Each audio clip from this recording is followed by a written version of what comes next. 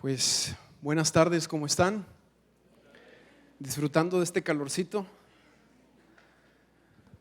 La verdad que el otro día platicamos mi esposa y yo que tuvimos gracia. En el mes de mayo, ¿verdad? Nos tocaron todavía días frescos, ni parecían, pero bueno, ya estamos entrando a la realidad de las cosas. Pues bueno, yo no creo que estén tan mortificados allá en la Riviera Maya. Yo creo más bien los mortificados somos nosotros, que no fuimos. Pero es un gusto también el poder reunirnos y estar buscando a Dios, buscando de su palabra, de su presencia. El Señor es bueno con nosotros, es misericordioso y lo estamos celebrando también en este día, ¿verdad? Amén. Pues vamos a Marcos, capítulo 14. Marcos en el capítulo 14, ahí hay una escritura que quiero mostrarte y nos vamos a ir paso a paso para ver lo que Dios nos está hablando a través de esta escritura.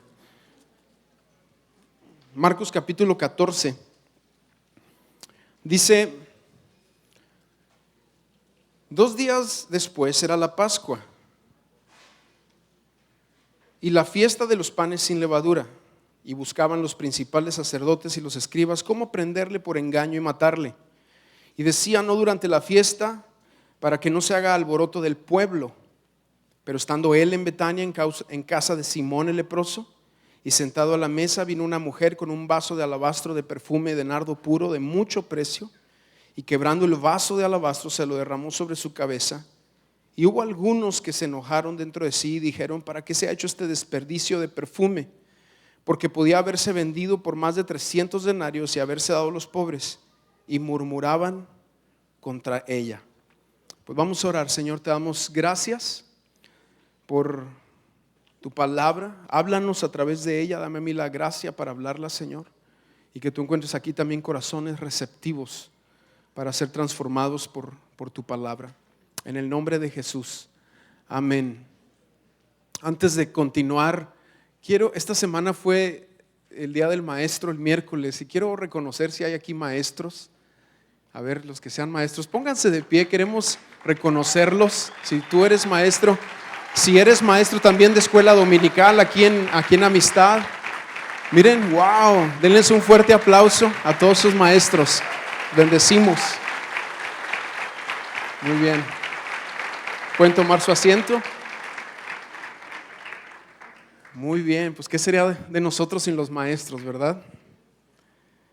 Ok, pues esta escritura me habla un poco de cómo nosotros percibimos a Jesús, cómo nosotros como seres humanos percibimos ciertas cosas de Él, como su presencia, como un tiempo de adoración. ¿Cómo percibes la adoración? ¿Cómo percibes una palabra? ¿Cómo percibes un tiempo de ministración? ¿Cuál es la percepción que nosotros tenemos ante las cosas de Dios? Siempre varía, siempre es diferente. Tiene que ver a veces con el día, cómo te levantaste, cómo andas caminando en ese día, ¿verdad? Pero realmente Él quiere manifestarse a nosotros. Él quiere hablarnos cada día. Él quiere mostrar su presencia y su palabra quiere manifestarla a nosotros cada día. Y aquí tenemos diferentes personajes. Yo identifico 5 personajes, los cuales perciben al Señor Jesús de una manera diferente.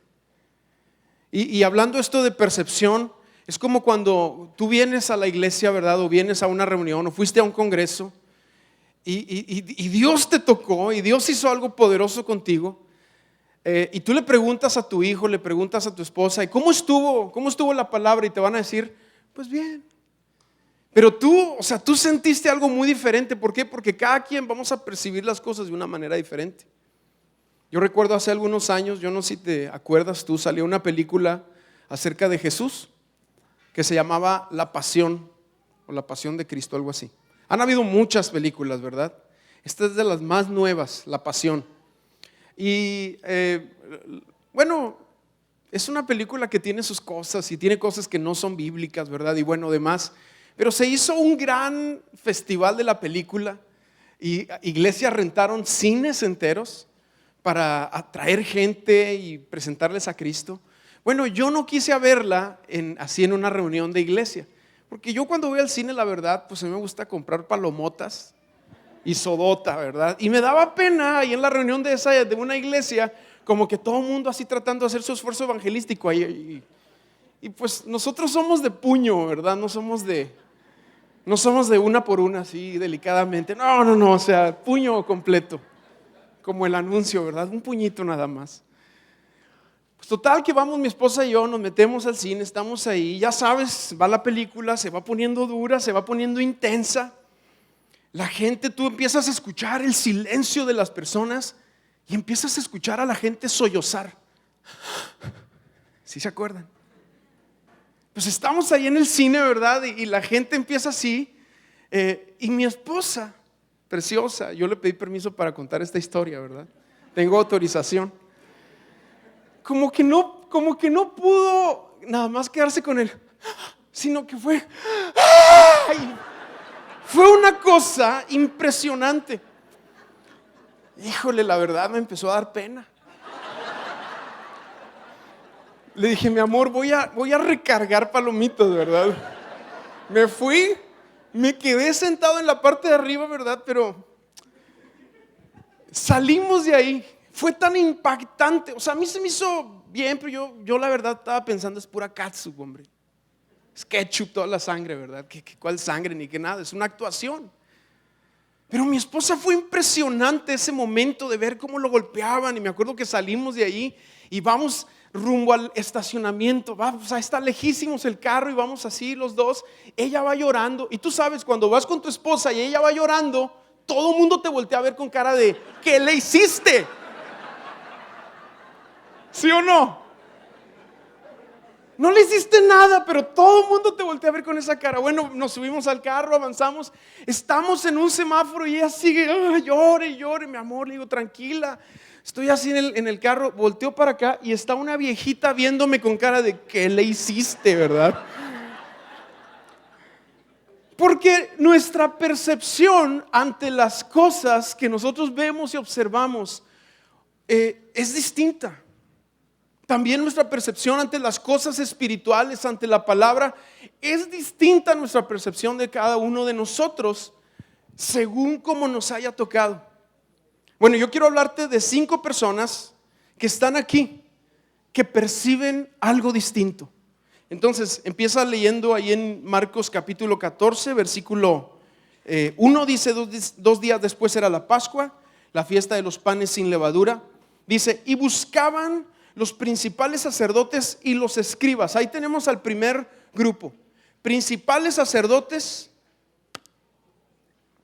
y escribas. Y ellos son pues el gremio religioso. Son gente que le interesa lo que ellos traen, ¿verdad? Su verdad, su revelación, su rollo de cómo perciben las cosas, su mensaje, su llamado es más importante que cualquier otra cosa. Y el problema, ¿verdad? O su iglesia, sus formas, sus tradiciones, es lo que le interesa al religioso. Las cosas como yo las percibo. Y si viene alguien que no percibe las cosas como tú, o que está simplemente en otra etapa de la vida, en otra etapa de madurez espiritual, el religioso, ¿qué es lo que hace? Va y descarga su religión y a veces se lleva entre las patas a gente, ¿verdad? Porque yo me acuerdo una vez cuando estábamos pequeños, ahí en la iglesia donde íbamos, llegué yo con mi chicle, mal, ¿verdad? Y llegó una señora y échelo ahí, échelo, y me regañó. Me acuerdo muy bien de esa regañada. Ella estaba bien, yo estaba mal, ¿verdad? Obviamente, pero el cómo percibimos a veces las cosas nos puede llevar a formas y a maneras que ofenden a los demás. Bueno, este es el gremio religioso. A ellos no les importaba Jesús. A ellos no les importaba su palabra, porque Jesús representa lo nuevo. Y cuando nosotros tenemos una mente religiosa, cuando nosotros tenemos una mente cuadrada, cuando nosotros tenemos, es que así son las cosas y si no se hacen así, no están bien. Cuando viene lo nuevo y cuando quiere venir Jesús con algo a renovarlo, entonces ¿qué hacemos nosotros? Nos resistimos. Y esto fue lo que hicieron ellos. Dice que querían prenderle por engaño y matarles. A ellos no les importaba Jesús. Ellos leían las escrituras. Es más, de hecho Jesús les dice: léanlas bien. O sea, escudriñenlas, porque ellas dan testimonio de mí. Todo lo que ustedes han estudiado, todo el Antiguo Testamento, todito se trata de Jesús. Y no lo están viendo. Y viene Jesús, les trae la palabra y se resisten pensando: no, es que lo mío así es. Y en eso se ofende a los demás. Ese es el gremio religioso, pero aquí no hay nadie así. Amén. Nosotros no somos así. Ellos querían matar a Jesús porque Jesús les estorbaba. Para el religioso, Jesús le estorba, porque lo más importante es lo que ellos traen. Bueno, ese es un tipo de persona. Y luego dice, versículo 2 dice: y decían: no durante la fiesta, para que no se haga alboroto del pueblo. A ver, di conmigo: pueblo. Bueno, este es un segundo tipo de persona, de cómo perciben a Jesús. El pueblo representa a los que se acercan a Dios por lo que Dios les puede dar. El montonal de gente andaba detrás de Jesús. Había mucha gente, él iba a sus campañas y ahí viene el que sana, y toda la gente: ¡ah! Ya viene el que profetiza, y todos: ¡ah! ¿Por qué? Porque Jesús tenía todas esas características que atraían a la gente, y la gente iba y buscaba a Jesús por lo que podía dar. ¿Traes hambre? Vamos, él da de comer. Y ahí va toda la gente a ser satisfecha en algo, en una necesidad temporal. Ese es el pueblo. Es gente que recibe la palabra, pero que no busca a quien da la palabra. Gente que ve el beneficio, pero no está dispuesta a pagar un precio. Que siguen a Dios porque no les cuesta nada, pero si les costara, no lo seguirían. Ese es el pueblo. No entiende, el pueblo no entiende que no estamos aquí en la tierra para ser felices. Nosotros estamos aquí para cumplir un propósito, para hacer luz, para hacer sal a este mundo. Pero nuestra felicidad es aparte. Claro, el gozo y la paz son un fruto legítimo de la salvación. Pero al alcanzar a la gente diciéndole: Dios te va a dar gozo, y Dios te va a dar paz, y Dios te va a dar felicidad perdurable, y Él va a satisfacer todas tus necesidades, eso sería un abuso a la palabra de Dios. ¿Por qué? Porque la palabra de Dios también tiene muchos que han pasado por tremendos peligros y no han soltado a Dios. Entonces el pueblo no entiende eso. El pueblo dice: beneficio, beneficio, dame, y sigue satisfaciéndose, pero no tiene una entrega así fuerte. Es el tipo de persona que viene, ¿verdad? Y yo quiero decirle que la palabra estuvo preciosa.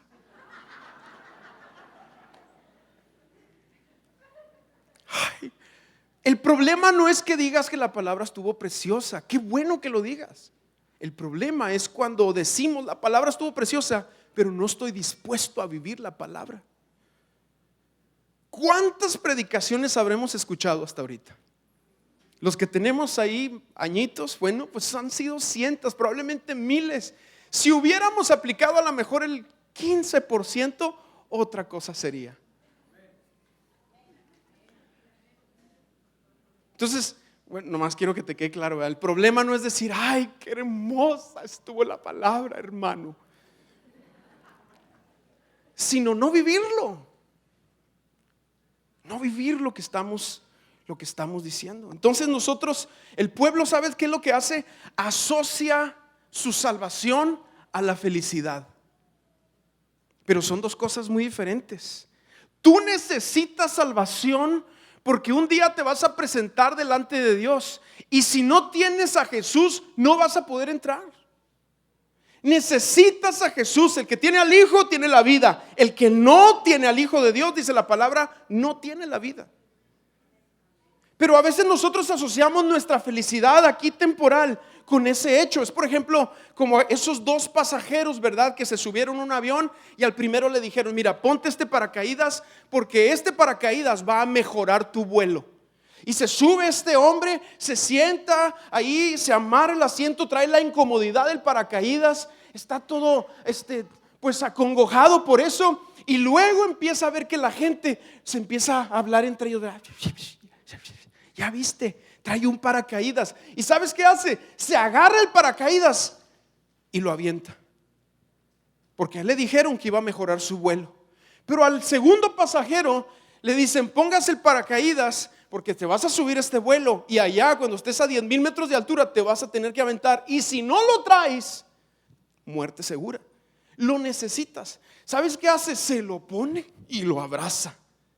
Y la gente se empieza a burlar de él. La gente lo empieza a ridiculizar porque, ya lo viste, trae un paracaídas. ¿Y sabes qué? Se agarra más fuerte de su paracaídas. No asocia lo que le está pasando en esta vida con el brinco que tiene que dar. Así es Cristo. Él es tu paracaídas, porque tú vas a dar un brinco y necesitas tenerlo a Él, si no te vas a morir.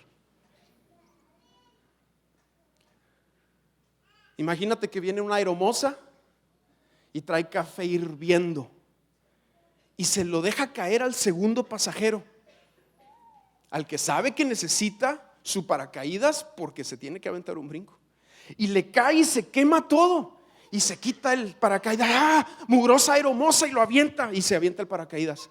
¿Qué tiene que ver una cosa con otra? Nada. Él necesita el paracaídas porque el brinco, si no lo trae, se va a morir. El pueblo no entiende que nosotros no estamos aquí para ser felices. Nosotros estamos aquí para cumplir un propósito en esta vida. Y vamos a necesitar a Cristo, porque al momento de presentarnos delante de Dios, si tú no tienes el justificante, no te van a dejar entrar. Eso es independiente a cómo nos va aquí, si te va bien, si te va mal.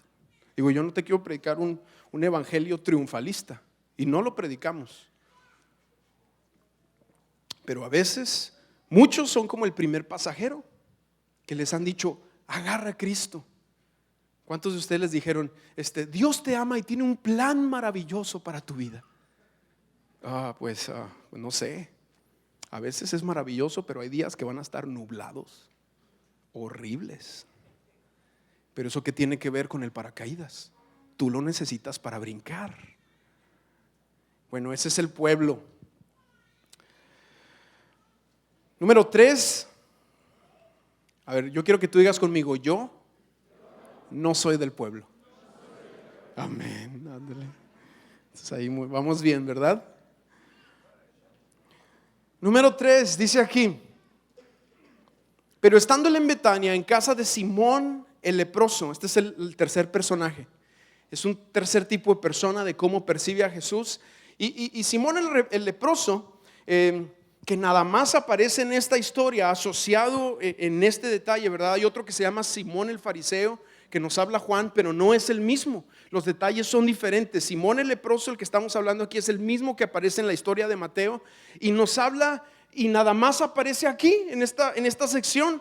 Y dice aquí que entraron a su casa, al parecer como que Jesús lo había sanado, algo había hecho con él.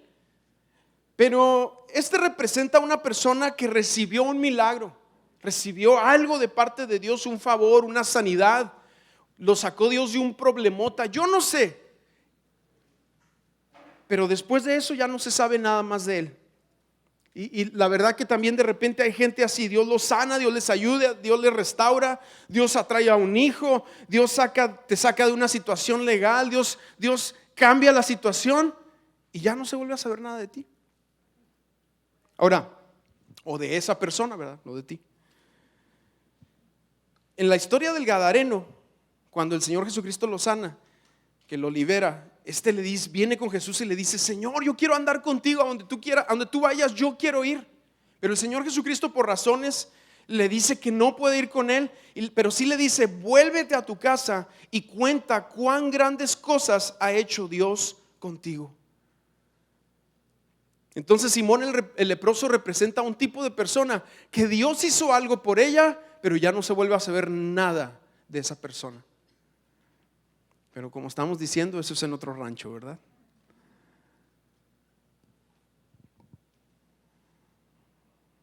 El cuarto tipo de persona son los discípulos.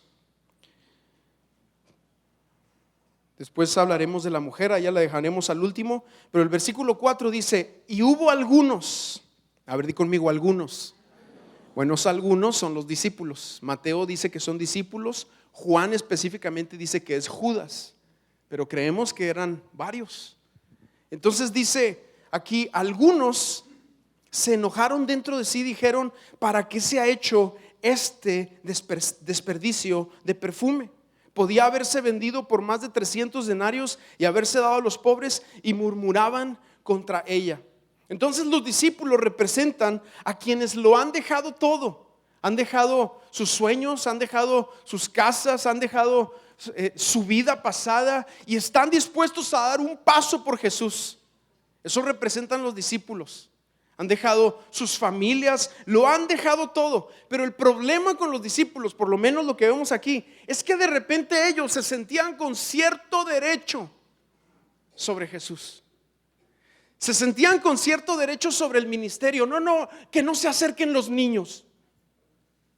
O la gente lo estaba apretujando y Jesús dice: alguien, sentí que salió poder de mí. Ay, Señor, pues todo el mundo te está apretando. O sea, ellos se sentían con un cierto derecho sobre las cosas, como que se sentían los patentes de las cosas de Dios, de las cosas de Jesús. Y ese es el problema en que podemos caer de repente algunos de nosotros, ya que estamos caminando con el Señor, ya que estamos caminando con Él, esa mentalidad de no, o sea, las cosas nada más así como las percibo yo, ¿verdad? Y aquí el problema con los discípulos es que a veces en el discípulo hay esa mentalidad de es mucho.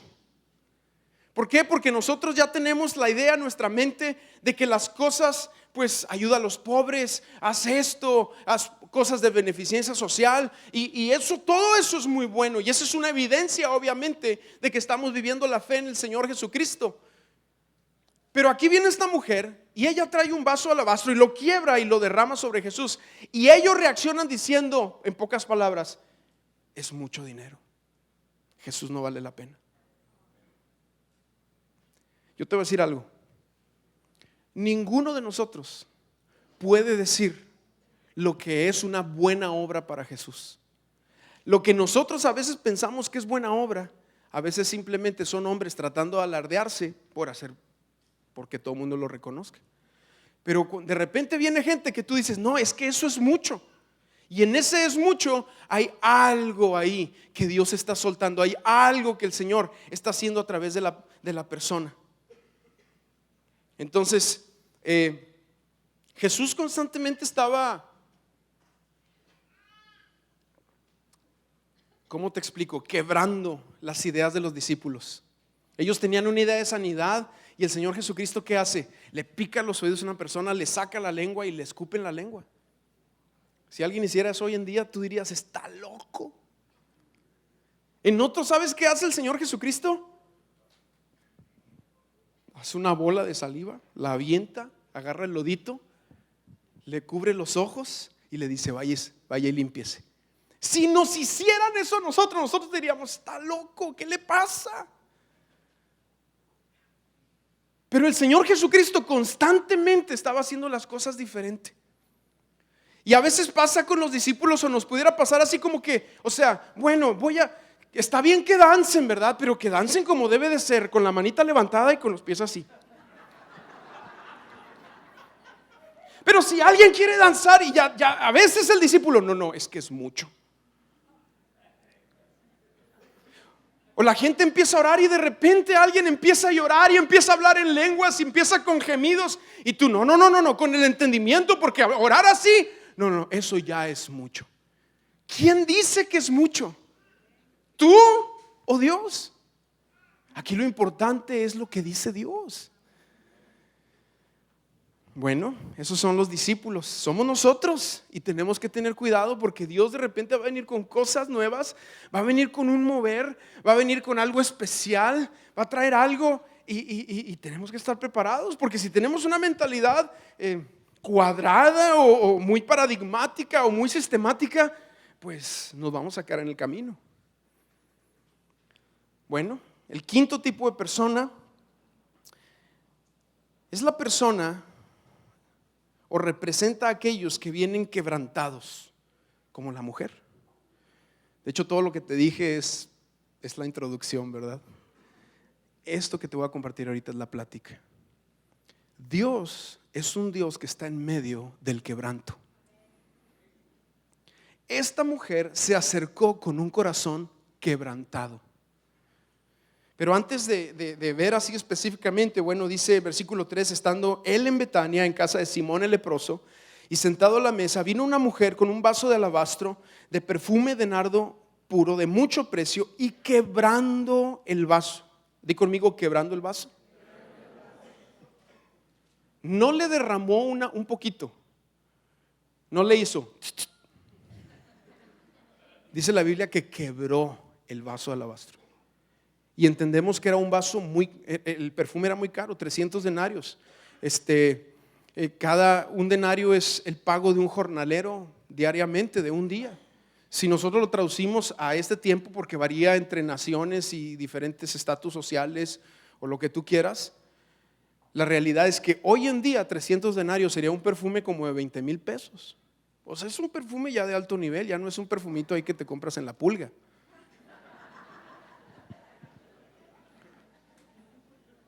Y la mentalidad de los discípulos, volviendo a ellos, fue: no, es que eso es mucho. Pero ella vino con quebranto en su corazón. Ahora, Dios se mueve en medio del quebranto. De hecho, es su lugar preferido. El corazón quebrantado es su lugar preferido. Porque nosotros, ¿sabes por qué? Porque nosotros dejamos de tener el control. El quebranto no es como la humildad. Te lleva a la humildad, pero no es humildad. La humildad se lleva en el corazón como resultado de la convicción de la palabra de Dios en nosotros. Humildad es Dios primero, mi prójimo segundo y yo al último. Pero el quebranto es eventual. El quebranto son eventos. La humildad debe de ser un estilo de vida. Es muy difícil llegar a la humildad si no has pasado por quebrantos. Fíjate, el Salmo 34:18 dice: cercano está Jehová al quebrantado de corazón. Cercano. Isaías 57:15 dice: porque así dijo el alto y sublime, el que habita en la eternidad, cuyo nombre es el Santo. Dice: yo habito en la altura y en la santidad, y con el quebrantado y humilde de espíritu, para hacer vivir el espíritu de los humildes y para vivificar el corazón de los quebrantados. El Señor Jesucristo dice: yo soy manso y humilde. Pero Isaías dice de él: es varón de dolores, experimentado en quebrantos. ¿Por qué? Porque entendemos que la humildad es un estilo de vida, pero el quebranto tú no lo pides. El quebranto va a venir. El quebranto va a venir. Ahora, ¿qué es quebranto? El quebranto es el rompimiento de nuestras formas, maneras, deseos, sueños, esperanzas, trabajo, paradigmas, ideas, filosofías, etcétera. Tú ponle. Es cuando eso se rompe. Aparentemente te quedas sin nada. Aparentemente se pierde todo en el quebranto. Pero siempre después del quebranto Dios va a vivificar o a sanear algo. Porque es lo que dice la Biblia, que Él viene a sanar a los quebrantados de corazón. Y viene a vivificar a los quebrantados. Eso en otra escritura lo dice. El quebranto para los que no conocen a Dios es una desgracia. Pero para los que conocen a Dios siempre saldrá algo bueno. Siempre. Los quebrantos nos van a llegar a todos. Por más que tú digas: no, yo no lo declaro, yo lo declaro. Por más que lo declares, todos vamos a pasar por quebrantos en la vida. Todos. La Biblia nos habla de la parábola de los dos cimientos. Un hombre imprudente que puso su casa sobre la arena y vinieron vientos, lluvias y ríos. Y dice la Biblia que eso destruyó su casa y fue grande ruina, porque eso es lo que pasa al que es quebrantado cuando no tiene a Dios. Pero dice del hombre prudente que él fundamentó su casa, edificó su casa sobre la roca, y vinieron los mismos lluvias, vientos y ríos, pero permaneció porque estaba fundado sobre la roca. Dice en Eclesiastés, lo mismo le va a acontecer al justo que al injusto. Muchas cosas parecidas, ¿verdad? Puede pasar a uno y a otro, pero yo te voy a decir algo, mira, número uno, Dios se mueve en medio del quebranto. Esa es una esperanza para nosotros. Pero la otra que necesitamos entender nosotros es que todos en la Biblia, los que pasaron por quebrantos, todos sacaron algo bueno del quebranto. Todos los que caminaron en la fe, todos sacaron algo bueno. Aún los otros de Hebreos capítulo 11, versículo 33 en delante, aún esos fueron reconocidos en la Biblia poniendo ahí su ejemplo. Y te voy a decir algo también, aún el peor quebranto de esta vida, que es la muerte, para el cristiano, ¿qué sigue? La vida eterna. No hay nada que nos pueda detener si tú tienes a Dios, si tú tienes a Cristo. Si no tienes a Cristo, será una desgracia. Y la caída del avión a 10,000 pies de altura o 10,000 metros será muerte segura.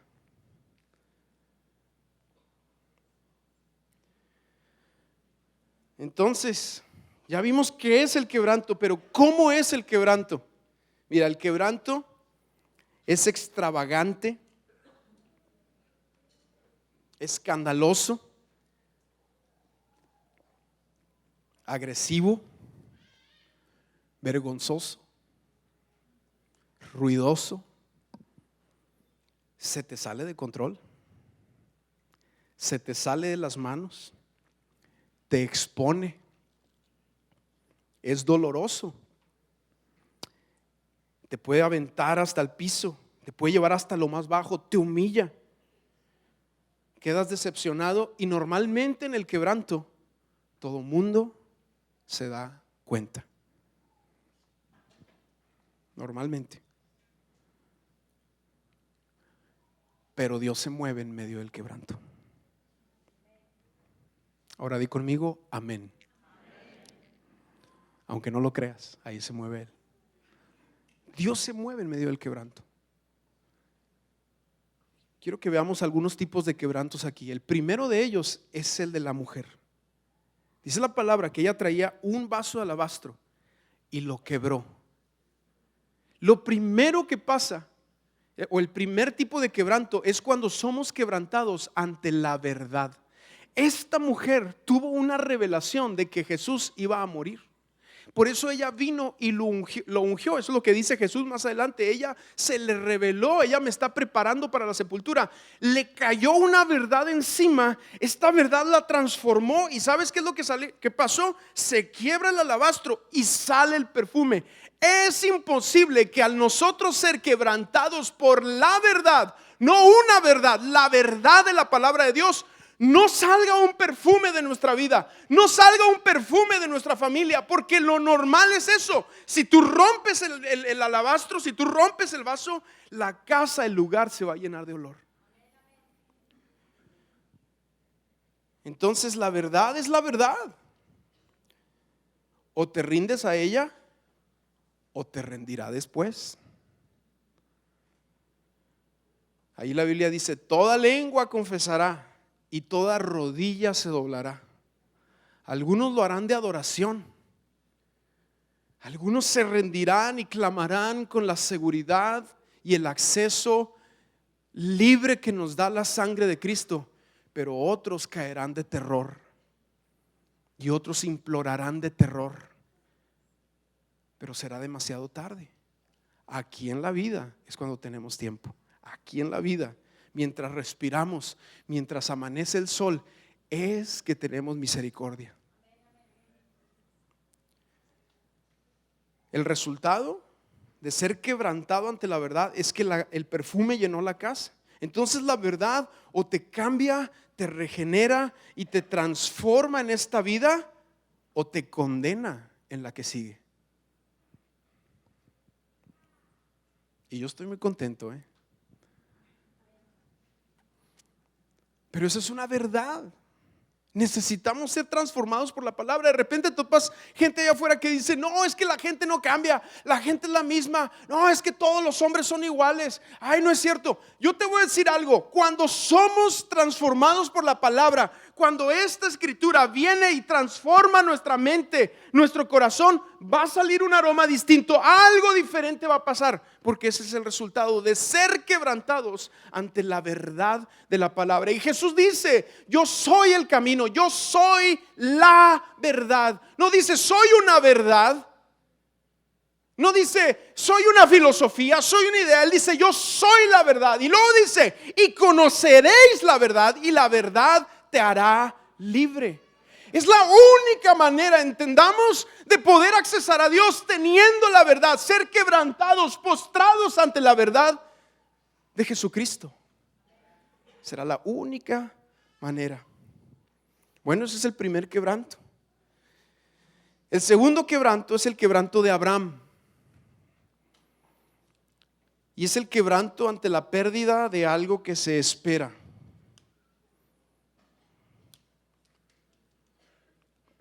A Abraham le habían dado una promesa, ¿te acuerdas? Le habían dicho: mira, voltea a ver las estrellas, cuéntalas. Y ahí va Abraham: 1, 2, 3, 4. No, hombre, ya me perdí, ¿verdad? ¿Cómo las cuento? Y luego lo llevan a la playa, a la arena, y agarra el puño de arena y mira: así será tu descendencia. Pero había un problema. Él era grande de edad y su esposa toda la vida había sido estéril. Entonces, mientras ellos podían, pues hacían sus esfuerzos, ¿verdad? Vente, mi amor, vente, Sarita. Ya van los viejitos.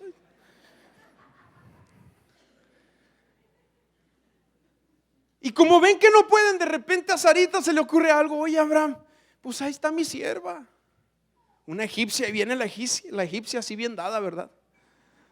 Ella sí puede. Pero gran error, porque no es ayudándole a Dios como será que sus promesas se cumplan. Hasta que llegan al punto donde, mira, ve conmigo a Hebreos capítulo 11 para que lo podamos ver. Hebreos capítulo 11 tiene una descripción de Abraham que está muy interesante. Hebreos capítulo 11, en el versículo 12, dice: por lo cual también de uno, y aquí el contexto es Abraham y Sara, dice: por lo cual también de uno, y ya casi muerto,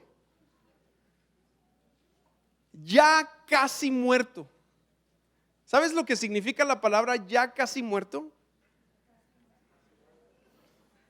Bueno, yo sé que significa eso, ¿verdad? Pero significa acabado, gastado, impotente. Acabado, gastado, impotente. O sea, es alguien que ya quedó sin nada de fuerza, de vigor, de virilidad. Ya no hay nada en él que pueda ayudar para que venga la promesa. Pues así dice la palabra que estaba Abraham cuando Dios se le aparece. Y ve conmigo ahora Génesis capítulo 17 para que veamos ahí un poquito de Abraham. O sea, en pocas palabras, cuando Abraham llega a este punto de su vida donde se siente acabado, donde se siente deshecho, y tenía una palabra, tenía una promesa sobre su vida, y la promesa era: tú vas a tener una descendencia grande, tú vas a tener muchos hijos. En pocas palabras le está diciendo el Señor, pero está acabado. Y en Génesis 17 dice: era Abraham de 99 años. Habían pasado 25 años de lo que Dios le habló la promesa, de lo que Dios le habló la palabra, a este momento. En este momento, como dice aquí, como te estaba diciendo, está acabado. Pero dice, era Abraham de edad de 99 años, cuando le apareció Jehová y le dijo: yo soy el Dios todopoderoso. Esa palabra todopoderoso es la palabra El Shaddai, que significa el Dios omnipotente, el Dios todopoderoso que hace lo que hace sin tu ayuda. Ese es el Shaddai. Entonces, aquí el quebranto de Abraham es ante la pérdida de algo, ¿verdad? Se desmoronan sus planes, se desmoronan sus sueños. ¿Cuántos aquí no se te han desmoronado algo? ¿Cuántos de ustedes aquí no empezaron un negocio o tenían un sueño, tenían un plan, te asociaste con alguien, entraste a un matrimonio? Yo no sé, hay tantas cosas, tantas facetas que pueden pasar en la vida que de repente eres quebrado al no cumplirse tus deseos, al no cumplirse lo que tú esperabas. Y viene entonces un quebranto. Pero fíjate, a Isaac, que es el hijo que ellos tienen después, Abraham y Sara, a Isaac representa lo que nace más allá de nuestras fuerzas, más allá de nuestra capacidad y más allá de nuestro control. Eso es lo que representa Isaac. O sea, yo quiero que tú entiendas que Isaac era un testimoniazo. El domingo llegaron Abraham y Sara, los viejitos, a la iglesia, ¿verdad? Y venían con un bebé y todo el mundo se acercó y qué bonito nieto. Imagínate la cara de Sara. No es mi nieto, es mi hijo. ¿Cómo? ¿Cómo? Terminó siendo un testimonio impresionante. O sea, el resultado del quebranto ante tus sueños, ante tus posibilidades, ante lo que tú deseas, viene siendo el nacimiento de algo nuevo. Pero va a ser necesario que nosotros vayamos hasta el límite de nuestras fuerzas, hasta el límite de nuestras capacidades, para que entonces podamos dar el testimonio que dieron Abraham y Sara. Es que este hijo no es algo que nosotros lo hicimos. O sea, esto fue de Dios. Esto fue de Dios. ¿Y cuántos no han pasado por situaciones así que dicen: oye, es que mira, pasó esto y entré en este problema y se deshizo esta situación, o se rompió este negocio, o se rompió este plan que yo tenía, pero ya estaba acabado y de repente Dios de la nada nos levantó? ¿Por qué? Porque no hay nadie en la Biblia que haya caminado en fe y no haya sacado algo bueno del quebranto. Jacob, el tercer tipo de quebranto, Jacob representa, o este tipo de quebranto es ante situaciones que nosotros provocamos, porque a veces también nosotros provocamos cosas. Hay situaciones que nosotros las provocamos y después ya no sabemos cómo salirnos de ellas. O a mí es el único que me ha pasado. Fíjate, anteriormente en la vida de Jacob, él había hecho un pacto con Dios. Él llega a un lugar que se llama Betel. Betel significa casa de Dios. Y ahí dice la palabra que se levanta una escalera y ángeles suben y bajan. Es como una palabra profética de lo que Dios iba a hacer más adelante. El reino de los cielos se ha acercado. Eso significa una escalera que se abre y el reino de Dios viniendo a través de la iglesia en este tiempo. Pero en ese momento él no lo entiende, obviamente. ¿Y sabes qué dice? En ese momento él hace un pacto. Pero este tipo de pacto que él hace se le llama pacto condicional. ¿Cuál es el pacto condicional? Cuando él ve eso y realmente es un pacto al que él está entrando, pero sin realmente estar quebrado en su corazón delante de Dios. Y este pacto es un tipo de pacto: Señor, si me salvas, si me ayudas, si me sacas de este problema. Y viene un sí de por medio. Si tú lo haces, entonces yo te seguiré, entonces tú serás mi Dios, entonces todo el mundo conocerá. Bueno, ese es un tipo de pacto que se puede hacer, pero ese tipo de pacto expresa todavía egoísmo, expresa un cierto tipo de dependencia a nosotros mismos. Más adelante en la vida de Jacob, no podemos ir a toda la historia porque no alcanzaríamos en tiempo, pero más adelante en la vida de Jacob, ve conmigo al capítulo 32 de Génesis. Jacob significa suplantador, alguien que quiere tomar el lugar de alguien más, un lugar que no le corresponde. Y toda su vida Jacob había vivido haciendo tranzas. le mintió a su hermano, lo manipuló y le quitó la primogenitura, le miente a su padre y se queda con la bendición. Se va con su suegro y cuando ya se cansa de su suegro, que después le paga dándole primero a una hija que no era la que él esperaba, después de trabajar para él 20 años, dice: ya me voy, y agarra toda la bola de chivas, ¿verdad? Y las pinta y se las lleva. Y el trato que había habido entre ellos es: las que salgan, las que nazcan pintaditas, bueno, esas me las llevo yo. Pero él hace ahí una artimaña, algo hace, ¿verdad? Que de repente todas nacen así. Porque él sabía, él era ganadero de corazón y le sabía todo. Total que mira, tiene que salir corriendo de la casa de su suegro y todavía una de sus esposas se roba ahí algunos artículos de su suegro de uso personal, y va en el camino y viene cuando dice que la palabra que su suegro lo está persiguiendo. Imagínate que tu suegro te persiga, ¿verdad? A mí no me gustaría eso. No vinieron hoy, pues, me siento con libertad.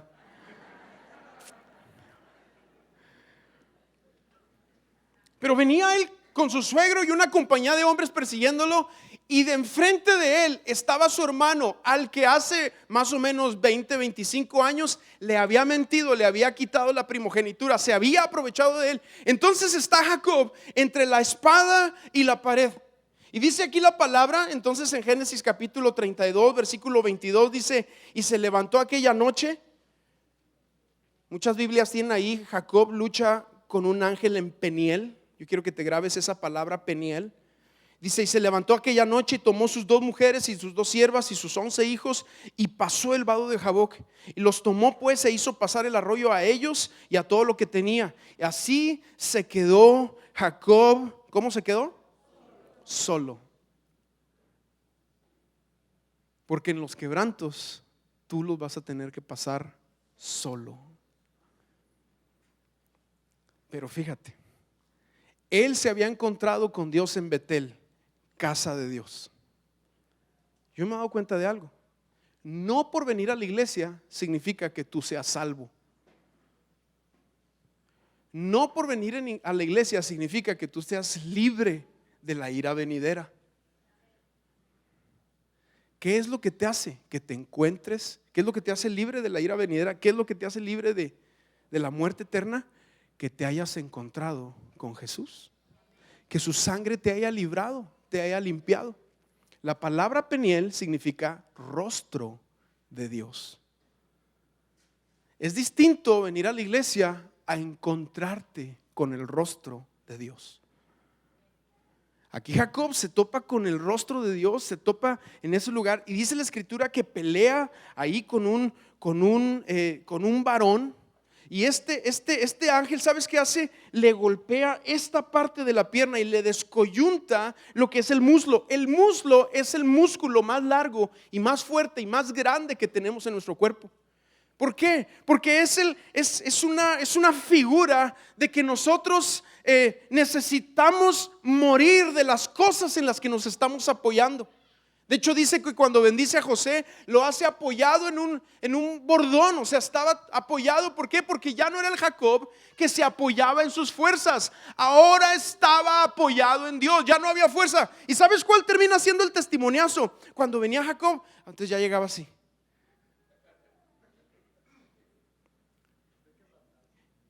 Y la gente le preguntaba: ¿qué te pasó? Y él tenía que contar el testimonio. Es que me encontré con el rostro de Dios. El resultado de encontrarte con Dios es que Él cambia tu carácter, Él cambia tu personalidad, Él cambia todo lo que eres. ¿Por qué? Porque aquí dice que a él le cambiaron el nombre de Jacob, suplantador, a Israel, príncipe. Eso es lo que hace el quebranto. El quebranto te marca a tal grado que los demás dicen: está diferente y ya no es el mismo. ¿Te acuerdas cómo era?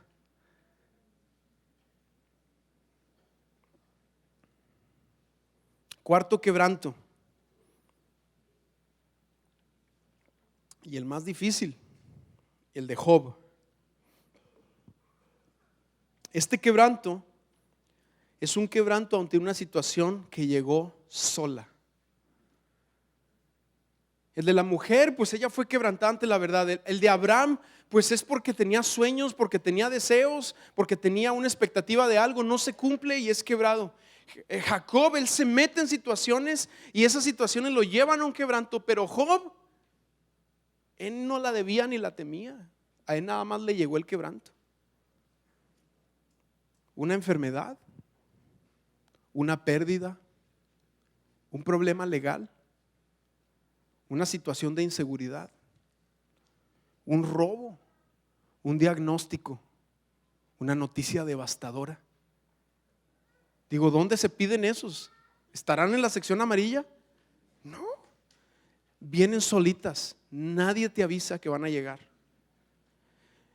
Pero lo interesante de la vida de Job, si tú lo ves desde el punto de vista como hombre, como mujer, pues qué desgracia de vida vivió.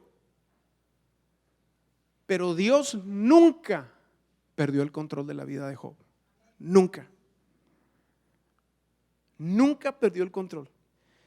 Lo bueno es que Job nunca se soltó de Dios.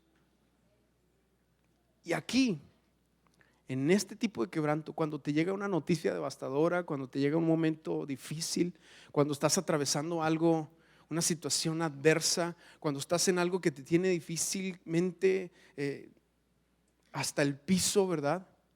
¿Sabes qué debemos hacer? No soltarnos de Dios.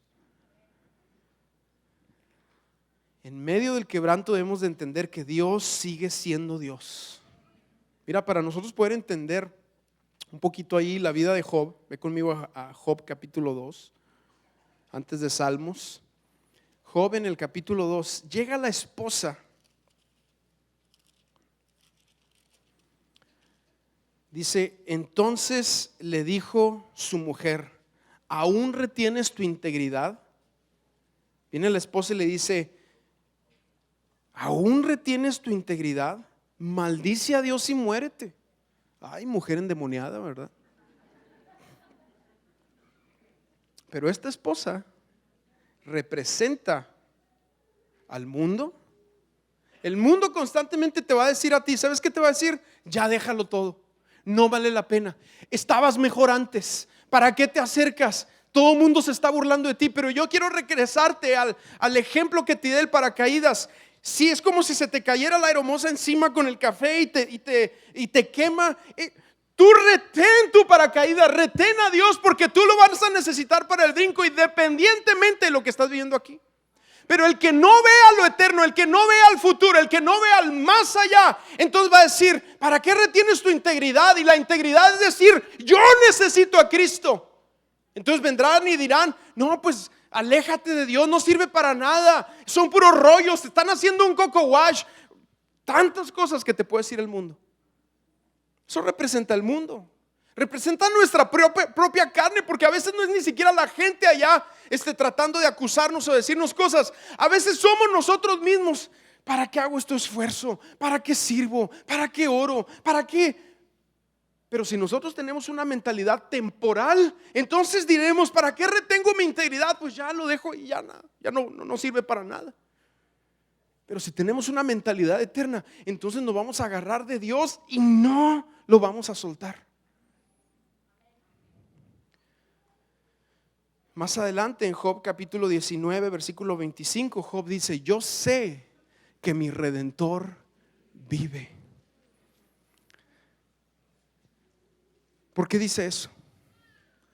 Porque Job sabía que cuando se presentara delante de Dios, iba a necesitar a quien lo había redimido de sus pecados. ¿Quién es nuestro Redentor? Cristo. Él con su derramamiento de sangre nos redime, o sea, paga con su vida por nuestros pecados. Yo sé que mi Redentor vive. Es una frase profética de Job diciendo, yo no lo he visto, yo no lo he leído, no ha venido todavía ni Marcos, ni Mateo, ni Lucas, ni Pablo a predicarme. No, pero él sabía algo, él sabía que había un Redentor, él sabía que iba a necesitar a Cristo para presentarse delante de Dios. Y por eso él dice, yo sé que mi Redentor vive. Entonces, el resultado del quebranto de Job es que después hubo una renovación. O sea, el domingo que llegó Job a la iglesia, estaba el pobre unos meses antes, años antes, estaba tirado, ¿verdad? Estaba angustiado, no nada más usaba manita para rascarse la espalda, se tiraba al piso, ¿verdad? Y para rascarse, porque dice la palabra que desde la coronilla hasta la planta de los pies estaba todo lleno de llagas, estaba todo enfermo. Pero de repente un día Dios hace algo, él trae una renovación. Y llega Job a la iglesia con su familia, con sus hijos, que estaban más bonitos que los primeros, dice la Biblia. Y yo sé que para un papá todos sus hijos son hermosos, ¿verdad? ¿Por qué? Porque cuando tú caes en algo así y te agarras de Dios, Dios va a traer la renovación de algo en tu vida. Dios está en medio del quebranto. Dios está en medio de las situaciones más difíciles, más adversas que tú puedas estar pasando. La clave aquí es permanece en Dios. Permanece en Él. No te sueltes. Dios no nos mide por lo que nosotros podamos darle a Él. No hay nada que tú y yo, como seres humanos, le podamos dar que Él vaya a ser satisfecho. Nada. Él nos mide por lo que nos atrevemos a quebrar. Cuando tú vienes delante de Dios y tú presentas en tu vida, sabes que, Señor, yo tengo esta situación, yo me declaro incompetente, acabado, no puedo más. Entonces créeme que Dios, como te decía al principio, ninguno en la fe que ha pasado por un quebranto se ha quedado con las manos vacías. Todos y cada uno han recibido algo bueno. ¿Lo crees? Mira, cierra tus ojos ahí donde estás.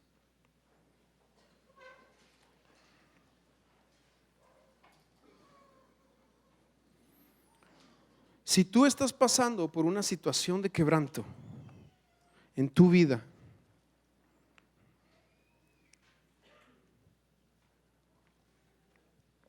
si hay algo que te tiene con una preocupación terrible, si te dieron un diagnóstico contrario a la vida, si hay algo que te llegó sin avisarte, tú no lo pediste, o si tú te metiste en un problema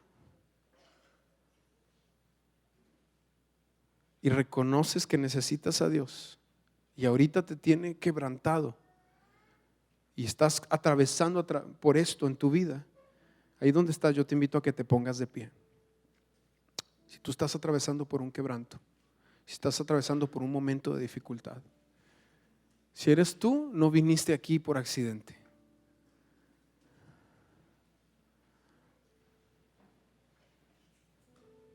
A lo mejor es un negocio que no funcionó, a lo mejor es un matrimonio que está aparentemente desquebrajado, a lo mejor es un hijo que te tiene humillado, a lo mejor es una enfermedad, una situación legal.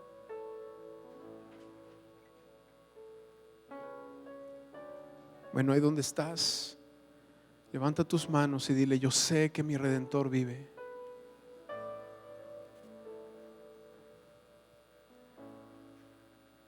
Yo sé que mi Redentor vive.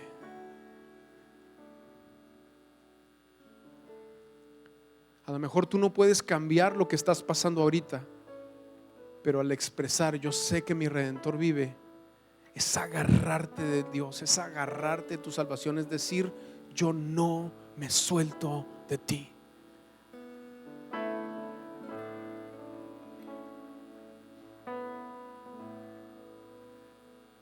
Y ahí donde estás, empieza a decirle al Señor en tus propias palabras: ayúdame, te necesito. Haz algo en medio de esta situación. Haz algo en medio de esta situación.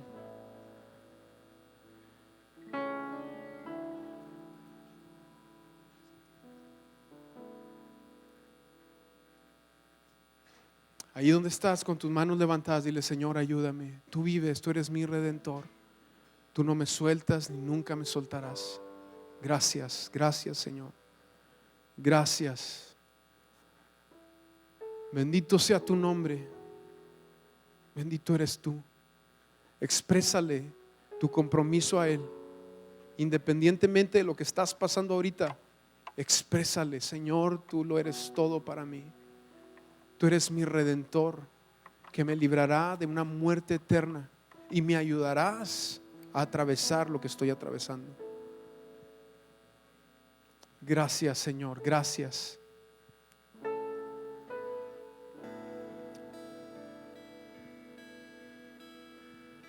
Amén, Señor, gracias. Bendito eres, te exaltamos. Sin ti no somos nada, Señor. Tú lo dices correctamente: separados de ti nada podemos hacer. Tú eres la esperanza a todo lo que nosotros estamos viviendo y atravesando. Aún lo más incomprensible, aún lo más difícil, tú estás en medio. Porque tu palabra lo dice y creemos tu palabra, que tú habitas en medio del corazón quebrantado. Sí, Señor.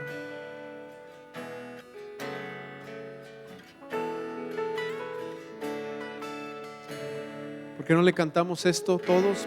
Nos ponemos de pie. Tu fidelidad, no puedo hacer más que postrarme y adorar. Pienso cómo he sido, hasta dónde me has traído, me asombro de ti. No me quiero conformar. He probado y quiero más. No me quiero conformar. No me quiero conformar. He probado y quiero más. Yo quiero enamorarme más de ti. Enséñame a amarte y a vivir conforme a tu justicia y tu verdad. Con mi vida quiero adorar, con todo lo que tengo y lo que soy. Todo lo que he sido te lo doy. Que mi vida sea para ti, como un perfume a tus pies. Oh. Vamos a cantarlo de nuevo. Cántalo con un compromiso en tu corazón. Cuando pienso en tu cruz y en todo lo que has dado, tu sangre por mí, al borrar mi pecado. Cuando pienso en tu mano, hasta aquí hemos llegado. Por tu fidelidad. No me quiero conformar. No me quiero conformar. He probado y quiero más. No me quiero conformar.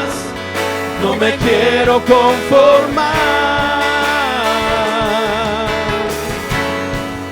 he probado y quiero más. Vamos, levanta tus manos y cántalo del corazón. Quiero enamorarme más de ti. Enséñame a amarte y a vivir conforme a tu justicia y tu verdad. Con mi vida quiero adorar todo lo que tengo y lo que soy, todo lo que he sido te lo doy. Que mi vida sea para ti como un perfume a tus pies. Quiero enamorarme más de ti.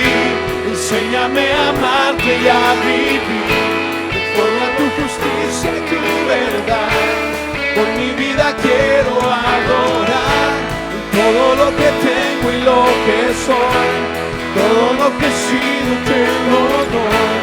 Que mi vida sea para ti como un perfume a tus pies. Sabes que el perfume que sale del vaso de alabastro llena la casa y satisface el corazón de Jesús. Tú eres ese perfume. Tú eres ese perfume. El perfume no es alguien más, eres tú rindiendo tu vida delante de Dios. Que Dios te bendiga, que el Señor haga resplandecer su rostro sobre ti, tenga de ti misericordia y ponga en ti paz. Dios les bendiga. Nos vemos el miércoles para la enseñanza de Lucas.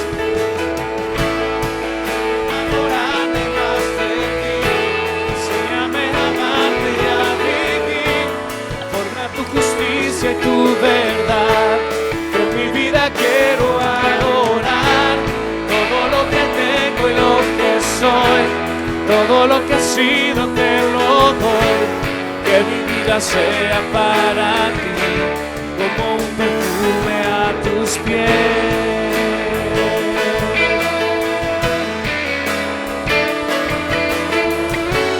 Que mi vida sea para ti como